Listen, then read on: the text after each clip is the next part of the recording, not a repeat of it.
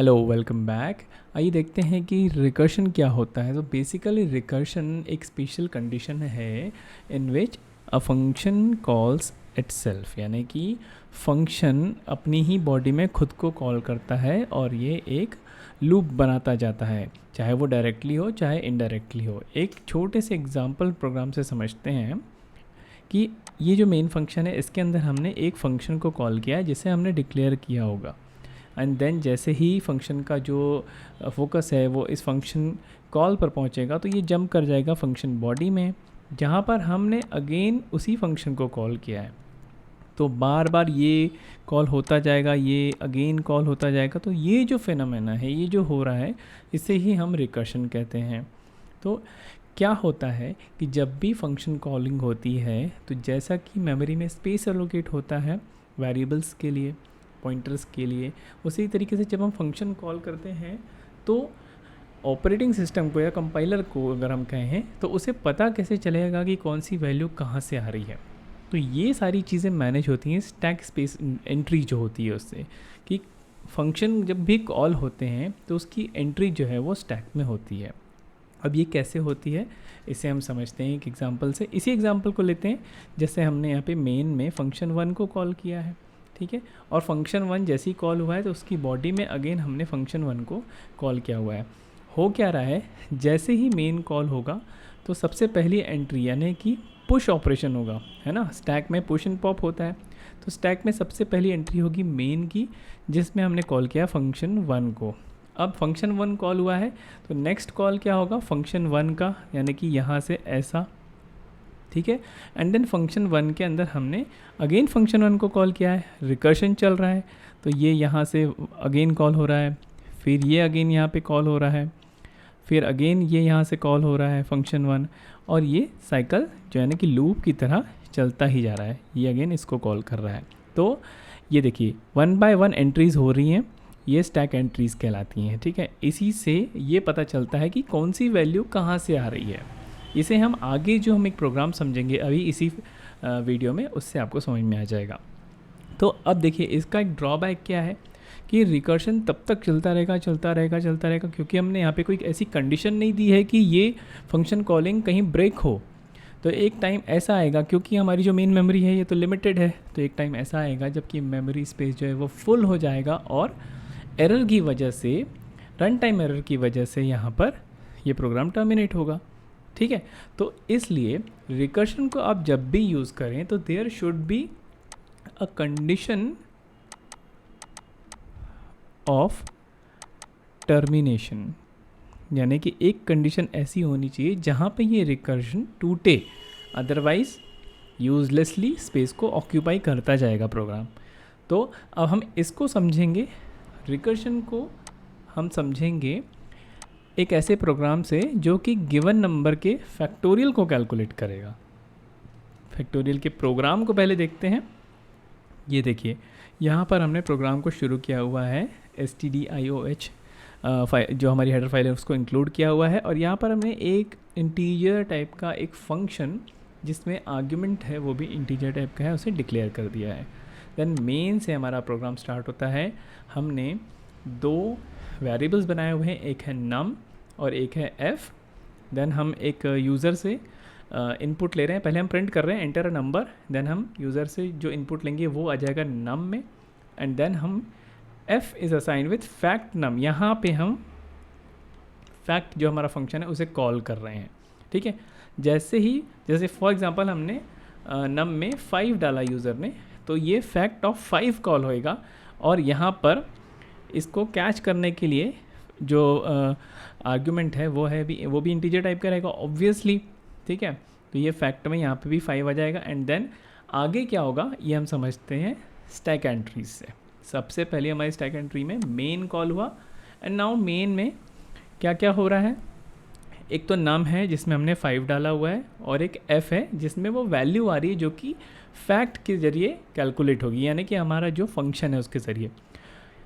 पहला जब हमने मेन को कॉल किया तो स्टैक एंट्री में हमारे पास क्या क्या है, फैक्ट ऑफ 5, क्योंकि num में 5 है, फैक्ट ऑफ num कॉल हो रहा है ना, ये देखिए फैक्ट ऑफ num कॉल हो रहा है मतलब फैक्ट ऑफ 5 कॉल हो रहा है। तो यहाँ पर फैक्ट ऑफ 5 कॉल हो गया, तो नेक्स्ट पास में हमारे पास एंट्री क्या होगी स्टैक की, fact of 5। Now fact of 5 calculate होगा अकॉर्डिंग टू दिस लॉजिक। देखिए यहाँ पर ये लॉजिक एग्जीक्यूट होगा, क्योंकि देखिए बिल्कुल वही चीज़ लिखी हुई है, ऐसी ही एंट्री होगी। If 5 is equal to 0, no 5 is not equal to 0, तो कंडीशन फॉल्स हुई, मीन्स इफ़ वाला जो पार्ट है ये एग्जीक्यूट नहीं होगा, एल्स वाले पार्ट में जाएगा एंड क्या होगा, 5 multiplied by fact of 4। Now fact of 4 call हो गया है। ओके देखिए ये यहाँ से गया इधर and then fact of 4 call हुआ है, तो then next entry will be fact of 4, यानी फैक्ट में 4 जाएगा। अगेन चेक करेगा if 4 is equal to 0, no, again if वाली कंडीशन नहीं एग्जीक्यूट, मतलब नहीं इफ़ वाला जो पार्ट है वो यूज़ नहीं होगा, एल्स वाला पार्ट एग्जीक्यूट होगा। So here now 4 into fact of 3, सो ये एग्जीक्यूट होने से पहले फैक्ट कॉल होगा। सो अगेन वी विल यानी एंट्री क्या होगी, नेक्स्ट एंट्री होगी फैक्ट ऑफ 3 के लिए। अब फैक्ट ऑफ 3 में चेक करेगा, if 3 is equal to 0, again if वाला पार्ट एग्जीक्यूट नहीं होने वाला है, सो एल्स वाला पार्ट होगा। देन हियर क्योंकि देखिए यहाँ पर n-1 था ना, है ना, फैक्ट ऑफ n-1, सो जैसे हमने यहाँ पे 5 डाला था तो ये n-1 मीन्स 5-1, तो यहाँ 4 हुआ। फिर जब हम फैक्ट 4 को कैलकुलेट किए तो यहाँ पर n क्या था, 4, तो n-1 यहाँ पर 3 हुआ। वैसे ही जब हमने फैक्ट 3 को कैलकुलेट किया तो यहाँ पर n-1 और n यहाँ पर 3 है, तो ये हो गया 2। नाउ जैसे कि फैक्ट ऑफ 2 कॉल हो गया है, आगे जाएगा and this will call fact of 2, fact of 2 calculate होगा, राइट, फैक्ट ऑफ 2 कैलकुलेट हो रहा है। अगेन वही चीज़ हो रही है कि 2 is equal to 0, no, again if वाला पार्ट नहीं होगा एग्जीक्यूट, देन एल्स वाले पार्ट में जाएगा and then fact of 1 call हो जाएगा, बिकॉज n-1 मीन्स 2-1 मतलब फैक्ट ऑफ 1 कॉल होगा। सो फैक्ट ऑफ 1 यहाँ से कॉल हो रहा है ये, देन 1 के लिए कैलकुलेट करेगा, अगेन नहीं होगा, एल्स वाले पार्ट में जाएगा।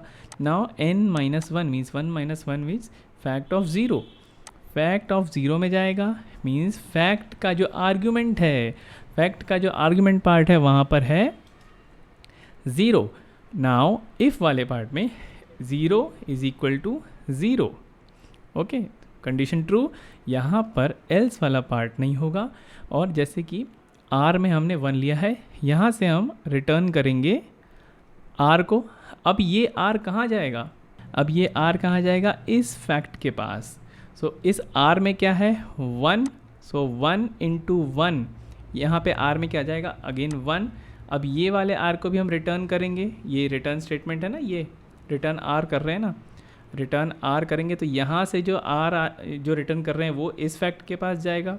Let me change the colour of my pen. So यहाँ पर जो हमने फाइनल में कैलकुलेट किया, यहाँ पर क्या हुआ, फैक्ट ऑफ 0 में सिंस फैक्टोरियल 0 इज़ 1 है ना, सो यहाँ से क्या रिटर्न कर रहे हैं हम, रिटर्न r, और r में क्या है 1, तो यहाँ से जो r आया मतलब जो रिटर्न हुआ वो 1 रिटर्न हुआ। So this will be replace, यानी इतना पार्ट रिप्लेस हो जाएगा 1 से, तो 1 इंटू 1, अगेन r में क्या है 1। नाउ ये रिटर्न होगा ये वाले फैक्ट के पास, ये हम बैक ट्रैक करते हुए वापस जा रहे हैं, मतलब मेन में आखिर में क्या पहुंचेगा वो हम देख रहे हैं, ठीक है। सो यहाँ पर अगेन r से रिटर्न हुआ 1, तो ये वाला पार्ट अगेन रिप्लेस हो जाएगा 1 से, तो 2 इंटू 1 मीन्स 2, r में 2 है। अब ये रिटर्न होगा कहाँ से, जहाँ से आया था, ये आया था फैक्ट ऑफ 3 से, तो यहाँ पर हो जाएगा क्या, 2 into 1 means this part will be replaced by 2, then 3 into 2 means 3 2 ज़ा 6, r में आ गया 6। अब ये वाला रिटर्न, ये फैक्ट 3 रिटर्न करेगा किसे, फैक्ट 4 को, यहाँ पर है ये वाला पार्ट जो है ये रिप्लेस होगा 6 से, then we will have 4 into 6 which is 24, तो r में आ जाएगा 24, ओके, एंड देन ये वाला जो r है ये रिटर्न करेगा इसमें, ओके, ये वाला r कहाँ रिटर्न हो रहा है, 24 वाला r वो रिटर्न हो रहा है फैक्ट 5 में, और ये फैक्ट 4 जो है इसने लेके आया 24 को, तो ये रिप्लेस हो गया यहाँ पर, and now 5 into 24 which is 120 वो आ जाएगा r में। और फाइनली ये कॉल कहाँ से हुआ था, मेन से। सो ये रिटर्न करेगा इस फैक्ट 5 के पास क्या, 120।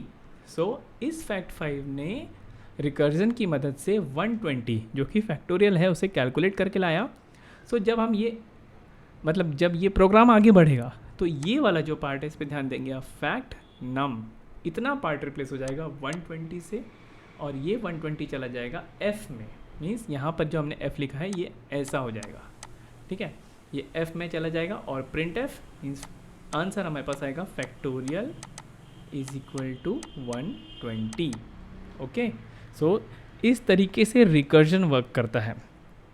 ये जो स्टैक एंट्रीज़ हैं इनको अगर आप समझेंगे तो आपको किसी भी प्रोग्रामिंग लैंग्वेज में आप देखें तो आपको फंक्शन की वर्किंग समझ में आएगी कि कब क्या कॉल हो रहा है।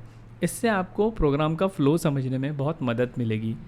ओके, तो ये हमने रिकर्शन को फैक्टोरियल के प्रोग्राम से समझा। अब जैसा कि आपने प्रोग्राम देख ही लिया है, इसे एग्जीक्यूट भी करके देखते हैं और थोड़ा सा मैं आपको उस प्रोग्राम को समझा भी देता हूँ।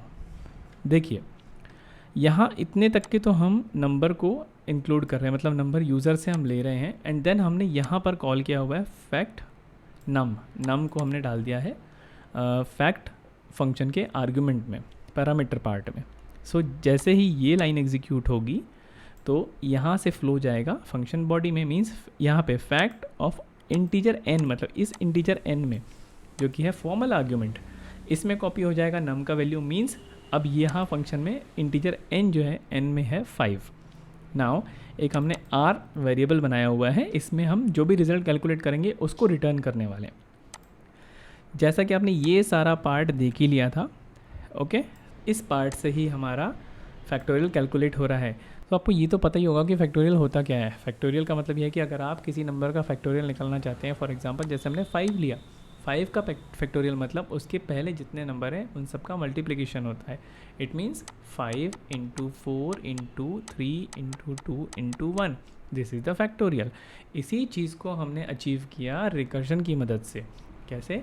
हमने सबसे पहले फैक्ट 5 कॉल किया, फिर उसके बाद हम ये वाले पार्ट पे पहुंचता है फैक्ट ऑफ 4 कैसे हुआ कि हमने n-1 को हमने पास किया था ना, इसी से हम ऐसे जंप कर रहे हैं 1 बाय 1 ताकि 5 4 से मल्टीप्लाई हो, फिर नेक्स्ट पास में 4 3 से मल्टीप्लाई हो, मतलब 5 और 4 जो आया हुआ है वो 3 से मल्टीप्लाई हो, फिर 5 और 4 और 3 का जो मल्टीप्लिकेशन है वो 2 से मल्टीप्लाई हो।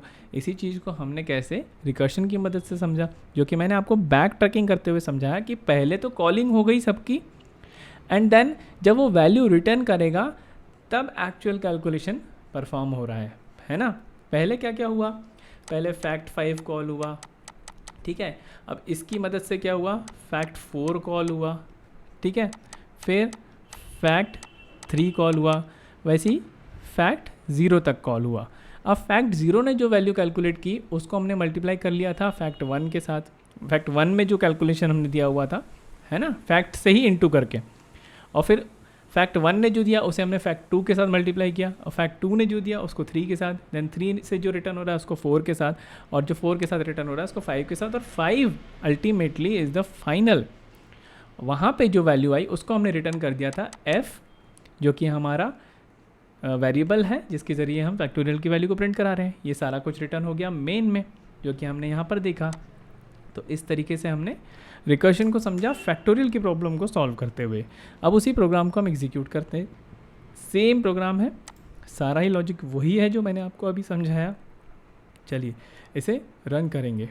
ये हो गया compile and now okay, enter the number whose factorial you want to calculate.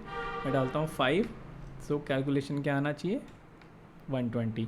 एक बार और करते हैं, अब मैं डालता हूँ 4, सो क्या आना चाहिए 4 इंटू 3 इंटू 2 विच इज़ 4 3 ज़ा 12, 12 into 2 is 24, 24 factorial is equal to 24। एक बार और कर लेते हैं,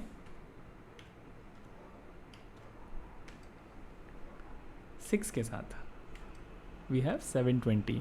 सो this is how recursion works. Recursion basically कि जब कोई फंक्शन अपने आप को कॉल करता है अपनी बॉडी में, दैट इज़ कॉल्ड रिकर्शन। और ये आपको याद रखना है कि रिकर्शन आप जब भी यूज़ करें तो आपको एक कंडीशन ऐसी यूज़ करनी है जहाँ पर वो रिकर्शन ब्रेक हो, otherwise otherwise it will uselessly occupy your memory. Thank you so much. I hope आपको रिकर्शन समझ में आया होगा और फैक्टोरियल का प्रोग्राम समझ में आया होगा। कीप वॉचिंग स्पर्धा ज्ञान।